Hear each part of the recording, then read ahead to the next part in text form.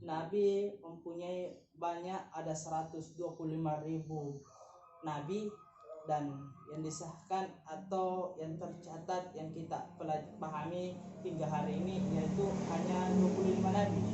Lalu ada 5 rasul ulul azmi yang diberikan wahyu tugas oleh Allah Subhanahu wa taala. Ulul azmi ini ada 5 ya. Maka kita tahu, pahami dulu pengertian nabi dan rasul. Nabi itu ialah manusia pilihan yang dipilih oleh Allah Subhanahu wa taala yang diberikan wahyu untuk dirinya sendiri. Nah, untuk dirinya sendiri di sini kita garis besari bahwa Nabi tidak mampu menyampaikan wahyu-wahyu yang diberikan kepada dia untuk kepada umatnya. Maka berarti kita lihat di pengertian rasul. Rasul manusia pilihan yang diberikan wahyu oleh Allah langsung, di mana dia untuk umatnya, untuk diberikan kepada umatnya, untuk disampaikan. Inilah hingga hari ini kita disampaikan turun temurun Nabi, selalu Nabi yang terakhir Nabi Allah Muhammad SAW. Dia yang diberikan wahyu, penyampai, penyelamat. Nabi ini, Nabi Muhammad SAW, dialah seorang penyelamat di akhir zaman. Ketika selesailah dunia ini, maka umat Nabi Muhammad yang akan dicari duluan.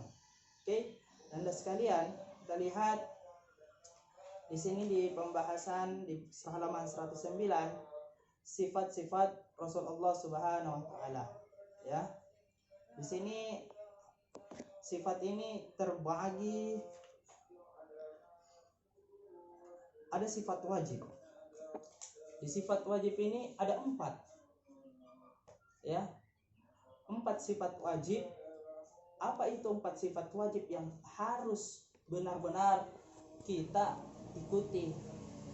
Karena kita tidak bisa menjadi nabi yang berhasil, maka sifatnya lah yang bisa mendekatkan kita kepada diri kita agar menjadi orang yang lebih baik ke depan. Kenapa? Ada 4 sifat ini.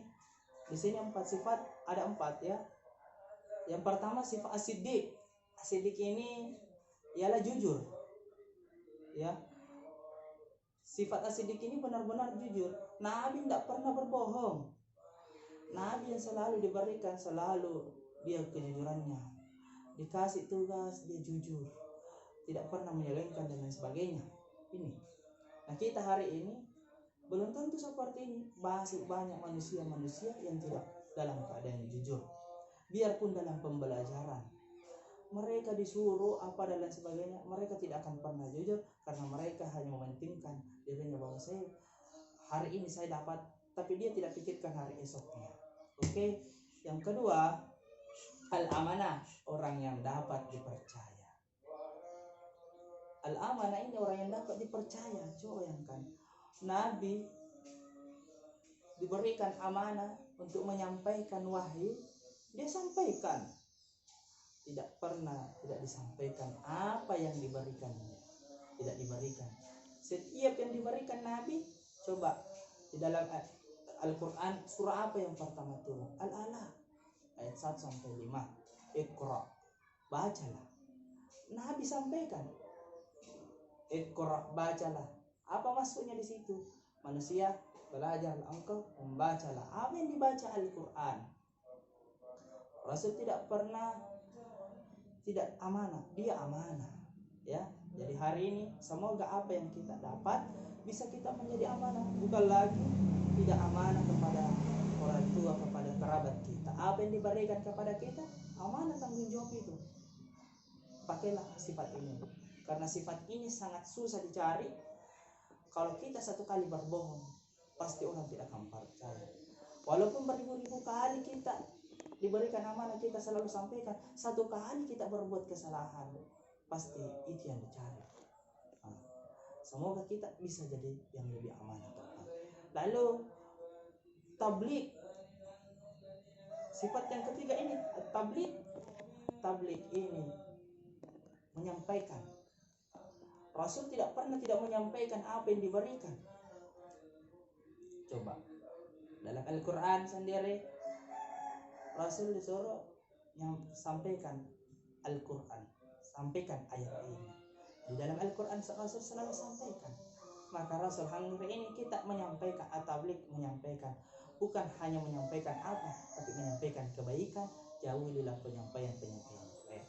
Ya, jangan sampai kita menjadi orang yang salah di luar sana, kita tidak pernah menyaring. Ya, Rasul itu perkataan penyampaian yang baik, yang benar dia selalu pakai. Lalu yang terakhir, fatana, ya, sifat yang cerdas. 4 sifat ini, Rasul ini begitu cerdasnya. Dia tidak tahu menulis, tapi tahu mengingat, mampu membuat semua apa yang dihafalkan. Dia pasti diberikan wahyu, dia langsung menghafalnya. Ini satu kali. Hari ini apa yang terjadi? Kita belajar. Mumpung anak-anak itu sekalian